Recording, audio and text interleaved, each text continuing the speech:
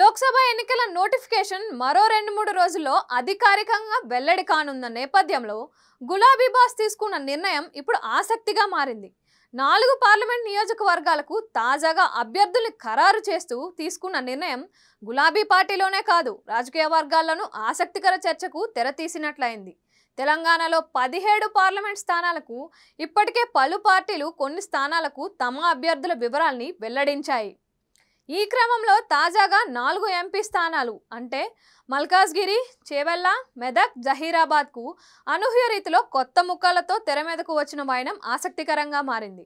Parliament ఎన్నికల్లో BRS ticket కోసం పెద్ద ఎత్తున పోటీ ఉందంటూ ప్రచారం జరిగినా ప్రచారంలో వినిపించిన పేర్లకు సంబంధించిన వారు చివర్లో వెనక్కి తగ్గడం, ఈ అంశం ఇప్పటికే హాట్ టాపిక్గా మారిన వేళ డ్యామేజ్ కంట్రోల్లో భాగంగా కీలకమైన 4 స్థానాలకు సంబంధించిన అభ్యర్థుల ప్రకటన వెంటనే విడుదల కావడం ఆసక్తికరంగా మారింది.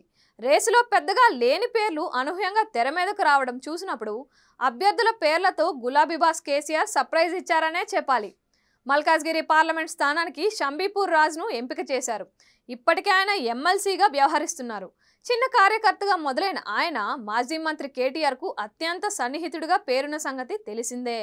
చేవెళ్ల ఎంపీ స్థానానికి పలు పేర్లు వినిపించినా చివరకు కాసాని జ్ఞానేశ్వర్కు టికెట్ కేటాయిస్తూ నిర్ణయం తీసుకోవడం ఒక ఎత్తు అయితే, మెదక్ ఎంపీ స్థానానికి ఒంటేరు ప్రతాప్ రెడ్డి, జహీరాబాద్కు గాలి అనిల్ కుమార్ ఓకే చేయటం ఇప్పుడు హాట్ టాపిక్గా మారింది.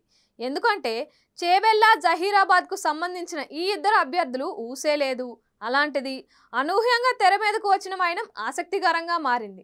మొదట్లో అనుకున్న అభ్యర్థులు ఎవరికి వారు గులాబీ బాస్కు హ్యాండ్ ఇవ్వటంతో ఆ అంశం చర్చగా మారితే పార్టీకి జరిగే నష్టం భారీగా ఉంటుందన్న ఉద్దేశంతోనే అభ్యర్థుల ప్రకటనను హడావిడిగా ప్రకటించారన్న మాట బలంగా వినిపిస్తోంది.